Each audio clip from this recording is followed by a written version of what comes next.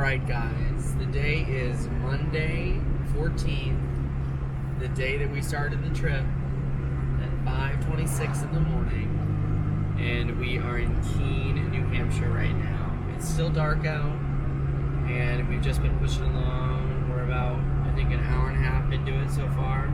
We left around 3:45, so it's about 5:30, yeah. And so far it's just been a long push on the highway.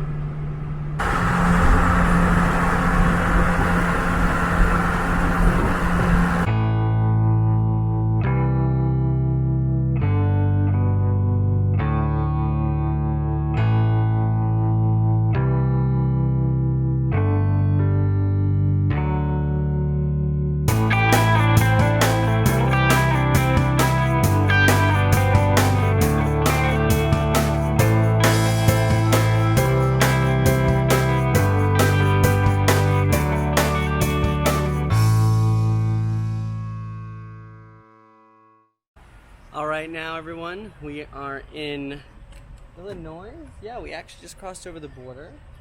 It's 2:34 Illinois time, so 3:34, where we just came from. It's nice to gain an hour, so we took that nice gaining an hour just to take a break, took Kenai for a nice walk. You know, now we're going to St. Louis. We might stop at the Gateway Arc like I said, but no solid plans, but we're just trucking along.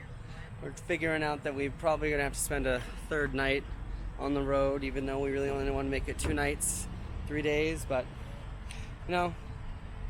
these are not sports cars, and they do not really travel well above 70 miles an hour, so can't really make up any time. But we want to be safe and not push anything, so we'll get there when we get there.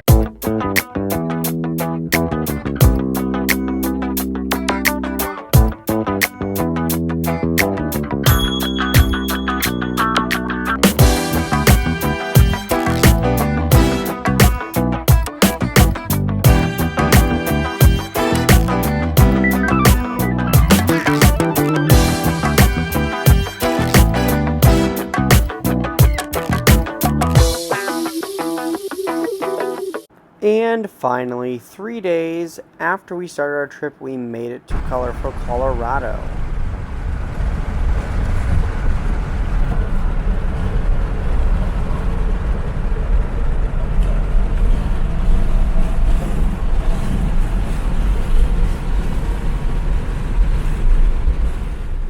And I can't tell you how amazing it was to finally see some curves in the near distance. We had been seeing cornfields after cornfields after cornfields, and then hay after hay for miles and miles. It was just so nice to finally see something different. Now, this road or highway was called, I believe, the Florida Road. It was a beautiful, and it kind of gave us our first taste of the mountain pass and brought us to Durango, where we drove up to Hermosa, Colorado, and then stayed at the Lower Hermosa campground for 2 nights.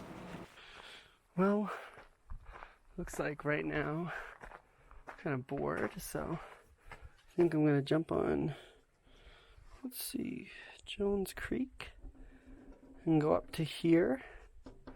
It looks like it should be a good viewpoint. We went down to Little Hermosa today, but I think it only got to like right about here. It's pretty nice. So I think that we're just gonna head on. Let me see what. I wonder what the red means. I mean, probably just different. Oh wait, let's look at this. Ooh, more difficult. Huh. Whew. It's actually a really good thing. I thought this was probably a trail I had taken, but luckily, as it turns out, we haven't taken this one. Yes, I'm a little out of breath. That is because I'm at over 8,000 feet, and I am not used to that. So, just Kenai and I out on a walk. Don't think I'm gonna accomplish the full I think, what, 8.8 miles would be if I went out to the thing that I had picked on Gaia, my GPS that I use. I don't know if you guys have ever heard of it. Great GPS for anyone who likes to off-road or hike. I'm sure All Trails is also pretty good, but that's more of a hiking thing. This you're able to buy like layers of the maps and everything. I'm a premium member, not to brag, but I'm able to I was able to download the whole map of Colorado on like the forest roads and everything with getting the maps, and that gives me real live updates of like when if like it's closed and how bad the road is. And no, this video is not sponsored by Gaia, even though if any of the Gaia people you're watching, don't be afraid. But like, look at that view. Jeez. And we're just starting. I'd love to let Kenai off leash, but he doesn't like to listen. Well, he does listen. I'm about to try to find out how well he listens in the San Juan National Forest. Well, probably been on Jones Creek now trail for about 15 minutes. I don't know if you were able to capture that, but right now we're just getting to, looks like the side of a cliff. And wow, it's beautiful. I wonder, I think it leads up there. I'm not positive. Hopefully there'll be some good vantage points.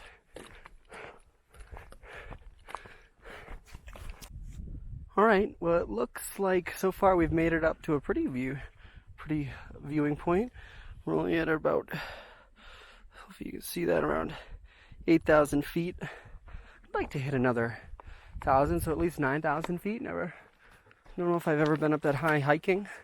I know we took a pass over here that was over 10,000 feet. So, truck really didn't like it. I was shocked about how much the performance just dwindled, but Jesus Christ, that's a view. Oh, almost just saved it.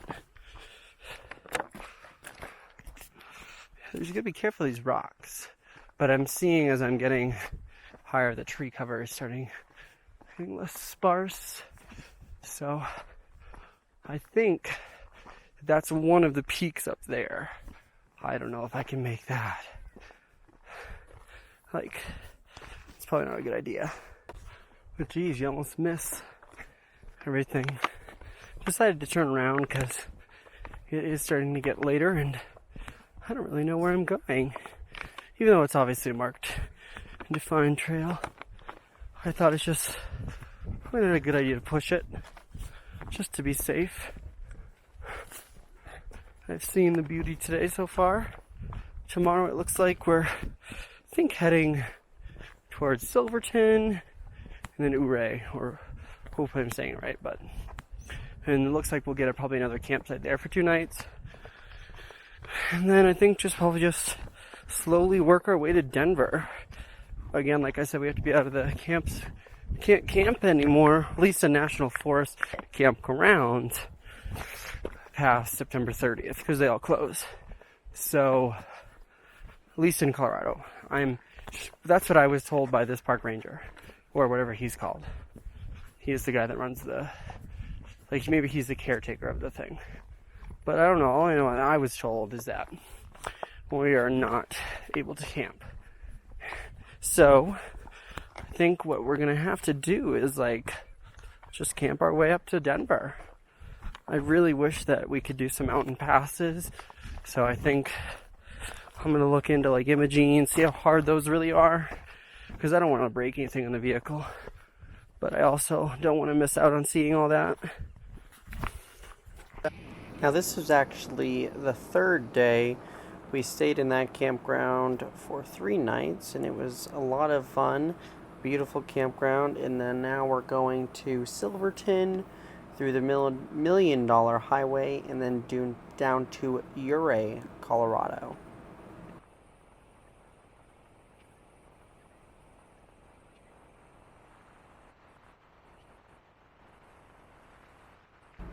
If you've never heard of the Million Dollar Highway, it definitely offers some of the most beautiful scenery Colorado has to offer if you're in a, say, passenger vehicle. Like I said, it goes through Silverton and then down to Ouray, which is definitely two of the most beautiful towns I've ever seen. They're really just nestled in at the bottom of these humongous canyons. Now, this was the beautiful town of Silverton. Silverton really only has one paved road, and that's straight through it. All the other offshoots are dirt, and really everything is on just the main road.